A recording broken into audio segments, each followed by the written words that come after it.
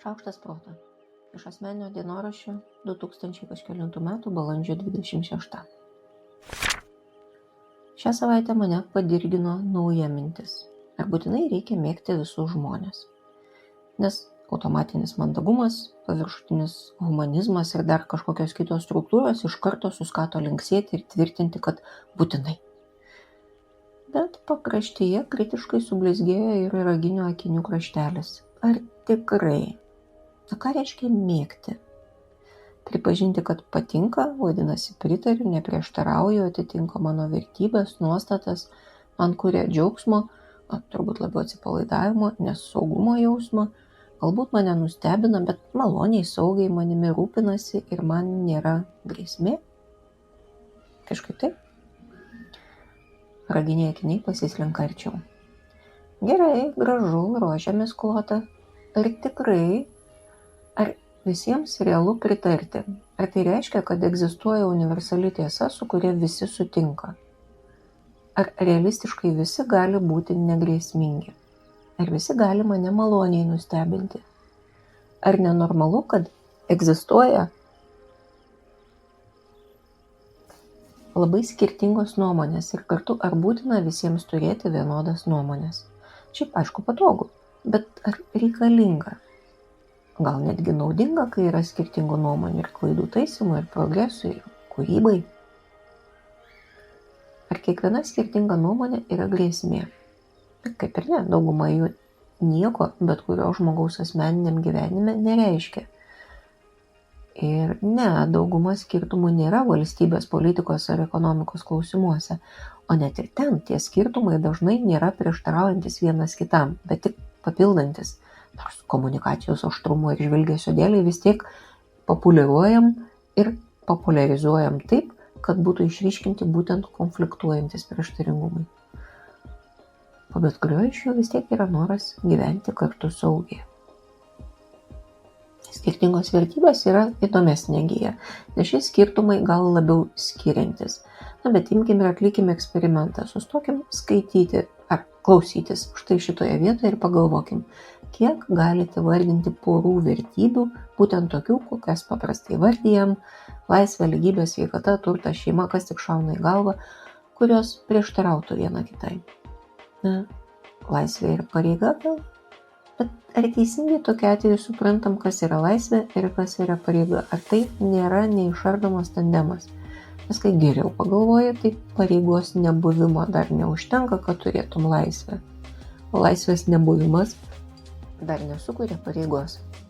O be šio tandemo, kuris ko gero dažnai aptarinėjamas, dar kažkas? Su kuo ir kada paskutinį kartą ginčijatės garsiai ar savo galvoje dėl vertybių? Ar tikrai jos jau tokios skirtingos?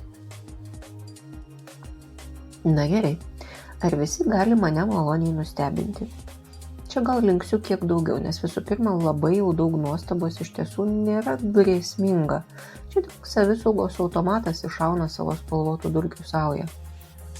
Kitaip savaime dar nieko nereiškia, kaip tik kitaip. Ar tai negerai, žalinga, grėsminga? Reikalauja mąstymo, nestaigaus vertinimo. Ne visada šią ribą peržengiam, o net jei ir aš taip nedaryčiau, kas aš tokia, kad kitiem nurodinėčiau, kaip jiem daryti? Ar kažkas su savo kitoniškumu lipa pas mane per langą tiesiai į lovą po apklotu ir sukiša savo šaltas purvinas pėdas man tarp kojų? Oi ne, ypatingai dažnai taip nebūna. Na ką jau čia, niekada nėra taip buvę. Tai gal suklys ir pasitaisys, gal aš suprasiu, kad klydau ir pasitaisysiu. O gal tai bus tiesiog akimirka, tu matai, kaip keistai. Bet gal su viso to iš tiesų nieko daryti nereikia. Ar mėgti reiškia nepulti? Na, po to, kai jau susitaikau su to, kad skirtumas dar nėra grėsmė, tai o kam? Bet tarp mėgti ir nepulti man dar yra labai plati tolerancijos plynė ir joje telpa visos aš taip nedaryčiau versijos. Tai po viso to reikia mėgti kitus žmones. Kai kurie tikrai pateks į šį ratą ir dalintis savo šilumą su jais Tai yra tikras džiaugsmas ir malonumas, kuriantis nesibaigiančias pirmyn ir atgal sklindančias simpatijos bangas. Bet ar yra reikalas mėgti kitus? Man jau kaip ir aišku, ne. Jie visada bus įdomus ir reikalingi, keisti, dauguma jau bus negrėsmingi, bet kažkodėl prisiklijavusią meilės visai žmoniai pareigą esu linkusi paleisti pavėjui. Kartu su kaltės jausmu, kad tai nepavyksta. Man atrodo, kad ji sunaikina žodžio mėgti reikšmę. Kažkaip atrodo, kad kai mėgsti visus, tai gal nieko ir nemėgsti. O kai žinai, ką mėgsti, už ką ir kodėl, tai dar nebūtinai reiškia, kad susipriešini su kitais. Ta plynė tikrai didelė. Ir tikri priešai tik spokso iš už jos kraštelio. Na, čia aišku, jeigu vienodai sutarėm dėl žodžio mėgti reikšmės. Aš Monika Kuzminskaitė, sveikatos ir mitybos psichologė, padedu spręsti kasdienius ir sudėtingus elgesio, mąstymo ir emocijų klausimus. Rašau, skaitau paskaitas, teikiu psichologinės konsultacijas. Nuorodą registracijai į konsultaciją rasit po kiekvienu įrašu. Mane rasit socialiniuose tinkluose vardu Šaukštas Proto arba gyvai Vilniuje Goštauto gatvėje.